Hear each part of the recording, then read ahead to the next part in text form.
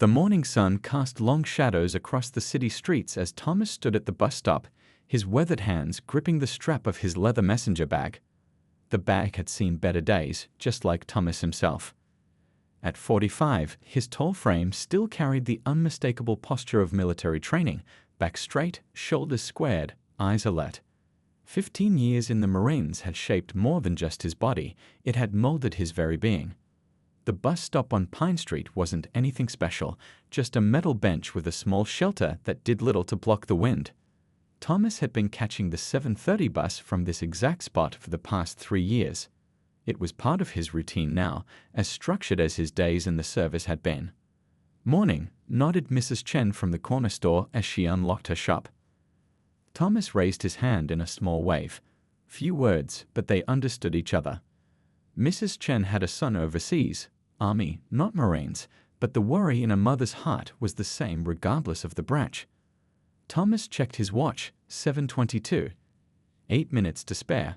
He adjusted his stance slightly to ease the pressure on his left knee. The old injury rarely gave him peace, especially on cold mornings like this one.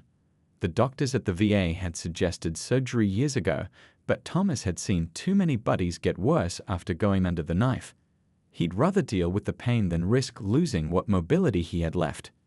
Inside his messenger bag were the day's materials, pamphlets about PTSD resources, contact information for job placement services, and his own handwritten notes on the veterans he'd be meeting today. Working at the Veterans Support Center wasn't just a job for Thomas, it was a mission. He knew firsthand how hard the transition to civilian life could be. The nightmares, the jumpiness, the feeling that no one understood, he'd been there. A young woman with earbuds nodded at Thomas as she took a seat on the bench. He gave a slight nod back. This was their extent of interaction each morning, silent acknowledgement of another's existence. Thomas appreciated people who respected the quiet. He pulled out his phone to check for messages from the center. His boss had texted about a new veteran coming in today, just back from overseas, struggling to adjust. Thomas made a mental note to find the spare coffee mug in his desk drawer. Sometimes having something to hold on to made the talking easier. The streets were getting busier now. Cars humped in the distance, and more people walked by hurrying to their destinations. Thomas breathed deeply, centering himself as he'd learned to do in the chaos of combat. The city's noise was different from gunfire and explosions, but the techniques still worked. He noticed them before they noticed him, 3 young men coming up the street, laughing too loudly for the early hour. Something about their body language set off warning bells in Thomas's mind, not danger, exactly, but trouble. The way they moved, taking up more space than necessary, shoving each other playfully but with an edge to it. Thomas had seen it before, that restless energy looking for an outlet. He turned slightly, focusing his attention down the street where the bus would appear. No point in making eye contact. The young men's voices grew louder as they approached the bus stop, their conversation filled with curses and boasts. Thomas remained still, his face a mask of calm. Years of military discipline had taught him to control his expressions, to reveal nothing. The group reached the bus stop, their laughter cutting through the morning air. The tallest one glanced at Thomas, then did a double take, whispering something to his friends. Thomas felt their attention shift toward him, but kept his eyes forward. Experience had taught him that reaction often invited escalation. The bus was due any minute now. Thomas readjusted his bag, feeling the familiar weight of his life's new purpose. He'd faced insurgents in war zones and the demons of his own mind in peace. Whatever these young men might bring, he could handle it. What he didn't know was that this ordinary Tuesday morning was about to become anything but routine. The 3 young men huddled closer together, their laughter growing louder as if performing for an invisible audience. Thomas kept his gaze fixed on the road, watching for the bus that would carry him to work. The morning had turned from peaceful to tense in the span of seconds. "Yo, check out this dude," said the shortest of the 3, his voice deliberately loud. Standing there like a statue or something. Thomas breathed slowly, a technique he'd mastered during long nights on watch in foreign deserts. He'd learned long ago that not every jab required a counterpunch. The young woman with earbuds glanced up nervously, then gathered her things and moved further down the sidewalk. "Hey, old man." The tallest one stepped closer. He wore a red baseball cap turned backward and a hoodie with some band logo Thomas didn't recognize. You deaf or something? Thomas shifted his weight slightly, easing the pressure on his bad knee. 15 years in the Marines had taught him to assess situations before reacting. These weren't threats, just kids with too much energy and too little wisdom. The kind he sometimes counseled at the Veterans Center when they came in looking for direction. I think he's ignoring us, said the third young man, his voice quieter than his friend's but still carrying an edge. That's disrespectful, right? Thomas nearly smiled at the irony, but kept his face neutral. He checked his watch again, 7:28. The bus should be turning the corner any minute now. 2 more minutes of this, then he could get on with his day. What's in the bag, old-timer? Something valuable? The short one moved closer, entering the space that Thomas had long considered a safety buffer. In combat, letting someone get too close could mean death. In civilian life, it just meant discomfort, but old habits die hard. Thomas turned his head slowly, making eye contact for the first time. The young man faltered for a second, something in Thomas's steady gaze making him step back half a pace. You got a problem with us? The tall one asked, squaring his shoulders in what Thomas recognized as posturing. The boy was trying to make himself look bigger, more threatening. Thomas had seen real threats, men with weapons and deadly intent, and this display barely registered. Just waiting for my bus, Thomas said, his voice deep and calm. He'd found over the years that speaking softly often diffused situations better than shouting. Oh, it speaks. The short one laughed, looking to his friends for approval. And what kind of accent is that? You're not from around here, are you? Thomas had been born and raised just 20 miles from this very spot. He played in these streets as a child before serving his country across the globe. Now he was a stranger in his hometown, according to these boys, who probably hadn't seen anything beyond the city limits. That's a nice watch, the quiet one said suddenly, eyeing Thomas's wrist. It wasn't expensive, just a sturdy timepiece that had survived 3 tours of duty. But it was reliable, like Thomas himself. The tall one stepped even closer, the smell of cigarettes and energy drinks on his breath. Maybe you should share some of your stuff with us. You know, community support and all that. A few other commuters had gathered at the bus stop now, giving the growing confrontation a wide berth. A businessman in a suit pretended to be deeply engaged with his phone. An older woman clutched her purse tighter. I don't want trouble, Thomas said, still keeping his voice level, and you don't either. The short one snorted. What, you gonna do something about it, old man? You and what army? Thomas felt a familiar calm settle over him, the same focused clarity that had kept him alive in firefights and ambushes. He wasn't afraid of these boys. He was concerned for them, for the paths they were choosing and where those paths might lead. The bus rounded the corner, its brakes squealing slightly. Thomas hoped its arrival would end this uncomfortable standoff. But as he took a step toward the curb, the tall one deliberately moved into his path, shoulders squared. We're not done talking yet, he said, his voice dropping to what he clearly thought was intimidating. You think you can just walk away? Thomas met his gaze steadily. What happened next would determine how this story continued. The bus doors opened with a mechanical hiss. Thomas could see the driver watching the scene through the large windshield, concern visible on his face. Other passengers peered out from their seats, curious about the delay. Your bus is here, the tall one said with a smirk, but I don't think you're getting on it. Thomas remained calm. He'd faced worse situations in Fallujah with bullets flying overhead. 3 misguided young men at a bus stop were not going to rattle him. Excuse me, Thomas said politely but firmly, attempting to step around the obstacle in his path. The tall one shifted again, blocking him. What's your hurry? We're just getting to know each other. His 2 friends moved to form a loose semicircle, cutting off Thomas's path to the bus. The bus driver called out through the open door. Everything okay out there? All good, the short one answered before Thomas could speak. Mind your business. Thomas made a quick assessment. The driver looked ready to call for help, which could escalate things. The tall one had his hands in his pockets, no visible weapons, but his stance suggested he was ready for physical confrontation. The quiet one looked less certain, glancing between his friends and Thomas with growing unease. Look, fellas, Thomas began, his voice steady. We all need to get somewhere today. Let's not. The tall one cut him off. Let's see what's in the bag first. He reached for Thomas's messenger bag, grabbing the strap. Thomas didn't let go. 15 years of training kicked in as he subtly shifted his weight, maintaining his grip on the bag without escalating to violence. The contents were too important. Resources for veterans who were struggling, men and women who needed help. He couldn't let them scatter across the dirty sidewalk. But the young man yanked harder, and Thomas had to choose between letting go or engaging physically. He chose to release the bag. The momentum of the sudden release caught the tall one off guard. He stumbled backward as the bag swung from his hand, the flap opening.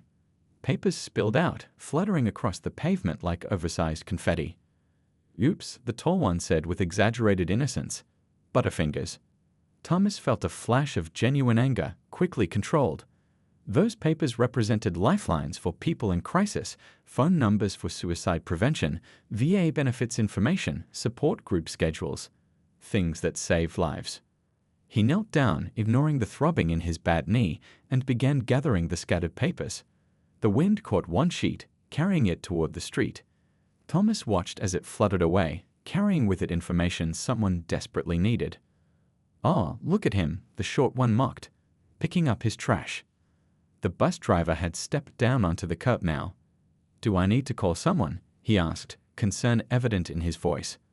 Thomas shook his head. "No need." "Bus is on a schedule," the driver reminded everyone. "Either get on or I'm leaving." The other waiting passengers had already boarded, watching the scene through the windows. Thomas continued gathering his papers, tucking each one carefully back into his bag. Years of military precision meant he knew exactly what was missing. A pamphlet on PTSD resources and his handwritten notes about the new veteran he was supposed to meet today. The tall one dangled a crumpled paper just out of Thomas's reach. "Looking for this?" Thomas rose slowly to his full height. At 6'2", he towered over even the tallest of the three. His years of physical training were evident even through his simple clothing. The calm in his eyes wasn't weakness. It was the composed readiness of someone who had faced true danger and survived. "Yes," Thomas said simply, extending his hand. "I am." Something in his voice made the tall one hesitate. For the first time, doubt crept into the young man's expression. He'd expected fear or anger, not this steady composure. The bus driver checked his watch impatiently. "Last call." Thomas kept his hand extended, his eyes locked on the young man holding his paper. The moment stretched between them like a taut wire. The quiet one finally broke the silence. "Come on, man, give it back. Bus is leaving." It was decision time for everyone involved. The tall young man looked at the crumpled paper in his hand, then at Thomas's outstretched palm. Something in those steady eyes made him uncomfortable. This wasn't going the way he expected. The older man wasn't afraid, wasn't angry, wasn't playing the game by any rules he recognized. "Whatever," he muttered, dropping the paper into Thomas's hand. "Probably just junk anyway." Thomas smoothed out the wrinkled sheet, a list of PTSD resources with phone numbers and addresses. Resources that could save someone who was drowning in memories and nightmares. He'd been that person once, waking up screaming, seeing friends who weren't there anymore. "Last call," the bus driver repeated, more firmly this time. "I've got a schedule to keep." The other passengers watched through the windows, some annoyed at the delay, others curious about the drama unfolding on the sidewalk. A gray-haired woman in the front seat frowned disapprovingly at the three young men. Thomas tucked the rescued paper into his bag and straightened up. He took a step toward the bus, but the three young men still formed a barrier between him and the door. "Gentlemen," Thomas said, the word carrying weight beyond its 2 syllables. It wasn't what he said, but how he said it, with the quiet authority of someone used to being listened to. "I need to get to work." The tall one crossed his arms. "What's the magic word?" His friends snickered, but the laughter sounded hollow now, forced. The quiet one shifted his weight from foot to foot, looking down the street as if considering walking away. "Please," Thomas said without hesitation. His mother had raised him with manners, and the Marines had taught him that true strength included dignity even when dealing with those who showed none. "Please," the tall one mimicked, his voice high-pitched in mock imitation. but he stepped aside slightly, not completely, but enough to signal the confrontation was winding down. Thomas could have pushed past them then, could have ended this strange sidewalk standoff and gotten on with his day. But something made him pause. He'd seen this behavior before, young men acting tough because they thought that's what the world expected of them. Young men hiding fear behind aggression. "I served 15 years in the United States Marine Corps," Thomas said, his voice carrying clearly in the morning air. "Fought in 2 wars. Now I help veterans who are struggling to find their way back to civilian life." The short one's smirk faltered. The quiet one's eyes widened slightly. "Those papers you scattered, they're lifelines. Phone numbers for veterans who are thinking about giving up. Information about benefits they earned by putting their lives on the line. Notes about a young man I'm meeting today who just got back from overseas and is having trouble sleeping because of what he saw there." Thomas wasn't raising his voice, but somehow it seemed to fill the space around the bus stop. Even the traffic noise seemed to fade as he spoke. "I've seen men both better and worse than you 3. I'd fought alongside heroes and buried friends. And what I haven't seen yet is what you're going to make of yourselves after today." The bus driver, who had been about to close the doors, stood frozen, his hand on the control lever. The passengers inside had fallen silent. Even the woman with the earbuds had pulled them out to listen. The tall young man's face had changed. The cockiness was draining away, replaced by something else, not quite shame, but awareness. Recognition that he'd misjudged the situation badly. "My cousin's in the army," the quiet one said suddenly. "Afghanistan." Thomas nodded. "Then you know." "Know what?" the short one asked, his voice uncertain now. "What service means," Thomas replied. "What it costs."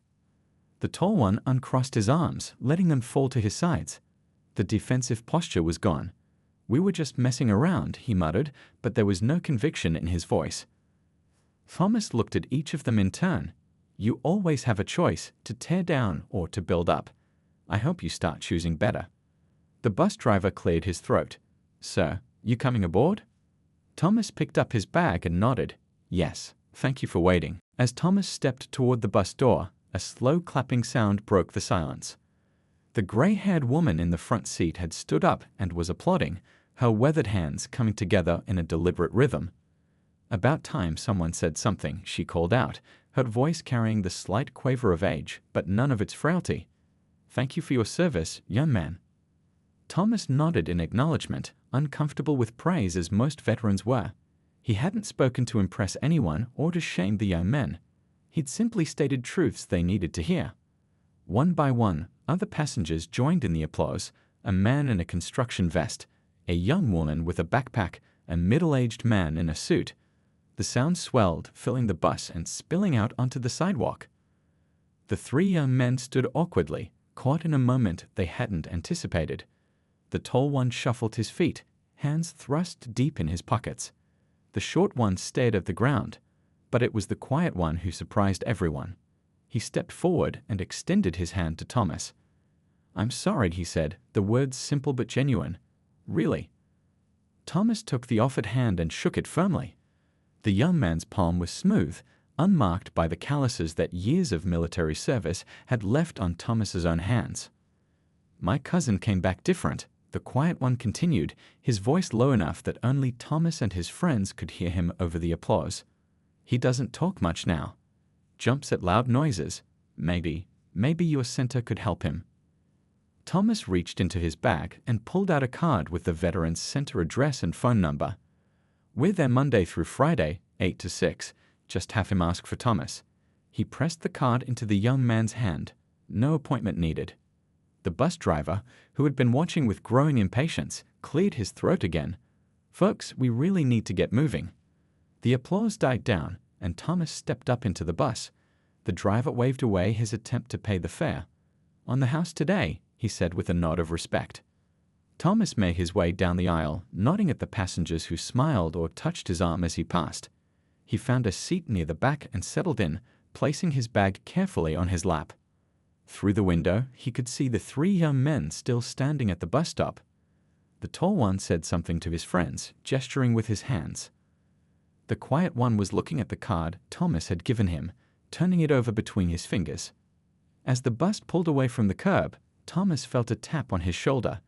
The gray-haired woman had moved to sit behind him. "My husband was in Vietnam," she said softly. "Never talked about it, not once in 40 years of marriage. Carried it all inside until the day he died." Thomas turned in his seat to face her. Her eyes were clear but sad, carrying decades of watching someone she loved struggle with invisible wounds. "Men like you, helping others even after all you've been through, that would have meant the world to him," she continued. "I just wanted you to know that." Thomas nodded, words momentarily failing him. Sometimes the hardest part of coming home was feeling that no one could possibly understand what you'd experienced. Yet here was this woman who had lived alongside those silent struggles for a lifetime. "What's your name, dear?" she asked. "Thomas," he replied. "Well, Thomas, I'm Rose," she said, patting his hand. "And I ride this bus every Tuesday and Thursday. Perhaps we'll see each other again." The bus turned a corner, leaving the bus stop and the 3 young men behind.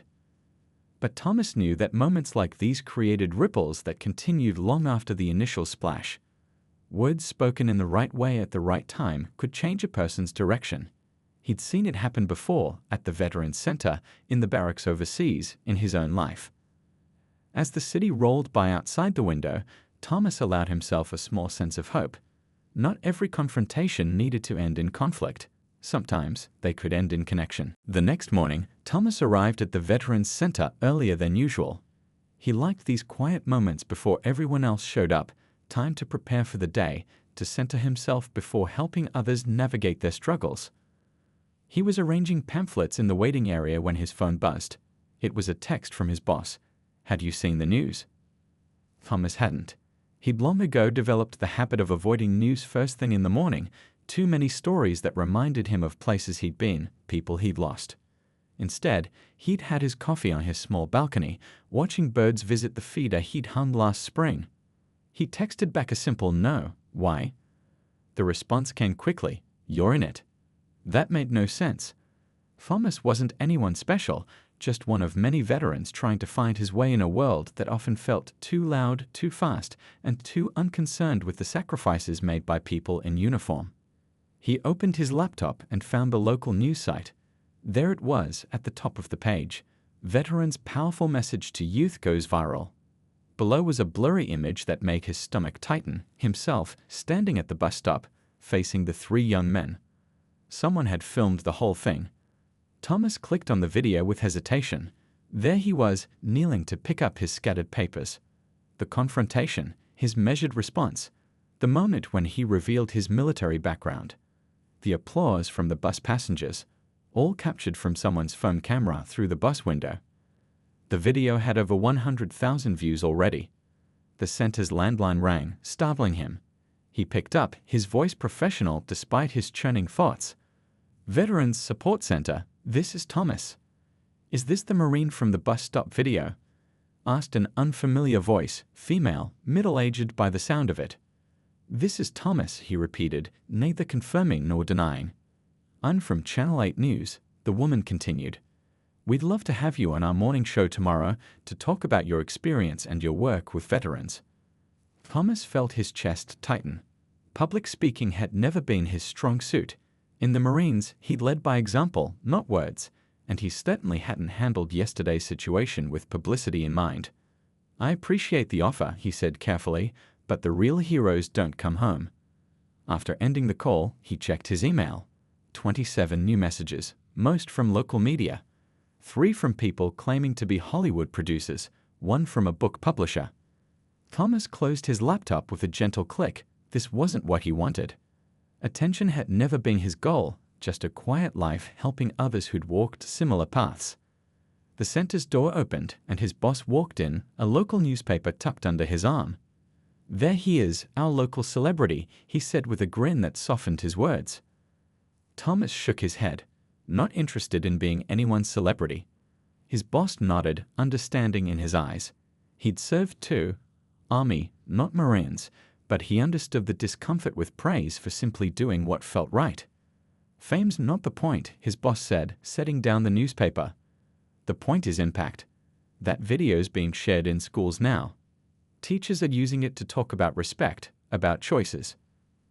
Thomas hadn't considered that possibility. He'd only been thinking about getting through an uncomfortable moment with his dignity intact. Before he could respond, the center's door opened again. Thomas looked up, expecting another staff member. Instead, there stood the quiet young man from the bus stop. He wasn't alone. "Hi," he said, his voice uncertain. "This is my cousin I told you about, the one who just got back." Beside him stood another young man, barely 20 by the look of him.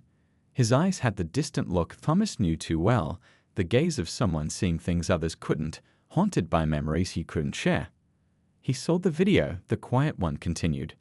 "Said if that's who works here, maybe he could talk to you." Thomas stood and extended his hand to the young veteran. "Welcome home," he said, the simple greeting carrying weight between those who understood what coming home really meant. The young veteran took his hand, his grip firm despite the uncertainty in his eyes. "Thanks," he said softly.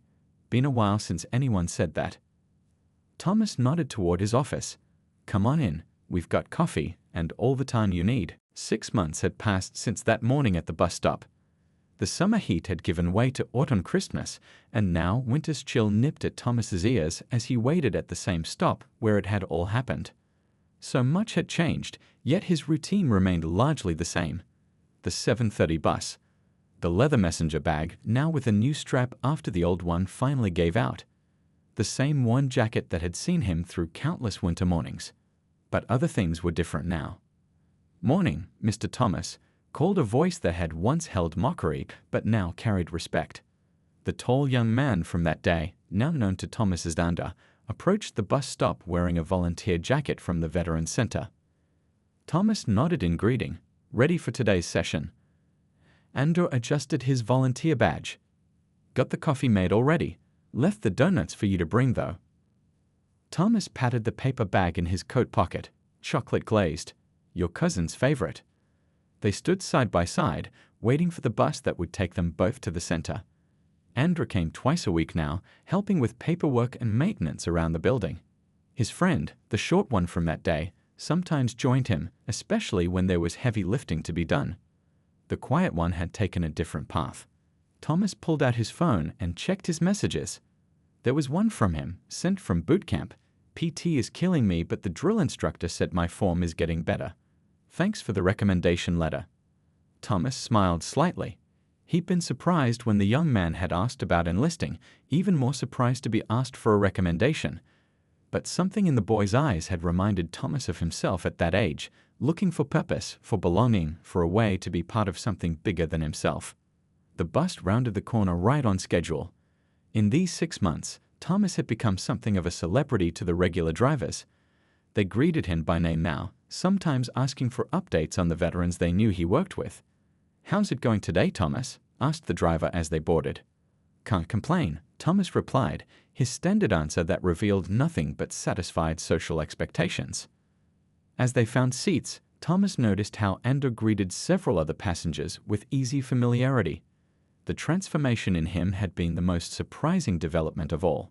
From threatening presence to community member in half a year's time. Rose, the gray-haired woman who'd applauded that day, waved from her regular seat. "Brought you both something," she said, handing over 2 hand-knitted scarves. "Getting colder out there." Thomas thanked her sincerely. Little kindnesses like this still caught him off guard sometimes. In the war zones he'd known, survival depended on constant vigilance, on expecting the worst. Here, unexpected gifts appeared on ordinary Tuesday mornings. The bus passed by the local high school, where a new banner hung outside: respect, integrity, community. Thomas had spoken there last month, reluctantly at first, but the students' genuine questions had drawn him out of his shell. They wanted to know about more than just combat. They asked about fear, about friendship, about finding direction after feeling lost. "Did you see they added the plaque?" Andor asked, nodding toward the bus stop as they continued past it. Thomas hadn't noticed. "What plaque?" "City put it up yesterday. It says, 'Choose to build up, not tear down.' Small brass thing on the shelter post." Thomas felt an unexpected warmth in his chest. Not pride exactly, he still felt uncomfortable with any recognition, but something like satisfaction. A reminder that small moments could create lasting change. As they neared their stop, Andrew's phone buzzed. He checked it and grinned. My cousin got weekend leave. Says he wants to bring some of his buddies from his unit to the center. Guy's having trouble adjusting. Thomas nodded. That was how healing worked. One person reaching out, then another, the circle widening with each connection made. They stepped off the bus into the winter morning. Across the street, a group of teenagers waited at another stop. One nodded at Thomas, a gesture of recognition. Word had spread through schools, community centers, even churches. The quiet black man who'd chosen dignity over anger, building up over tearing down. As they walked the final block to the center, Thomas spotted two of his regular veterans waiting outside the door already, stamping their feet against the cold. One raised his coffee cup in greeting. "Ready for another day?" Andrew asked. Thomas adjusted his new scarf and nodded. He was ready, not just for today, but for tomorrow and all the days after. Ready to keep standing quietly at bus stops, walking city streets, helping fellow veterans find their way home in all the ways that mattered. Sometimes the quietest stand made the loudest statement. And sometimes that statement echoed far longer than anyone could have imagined.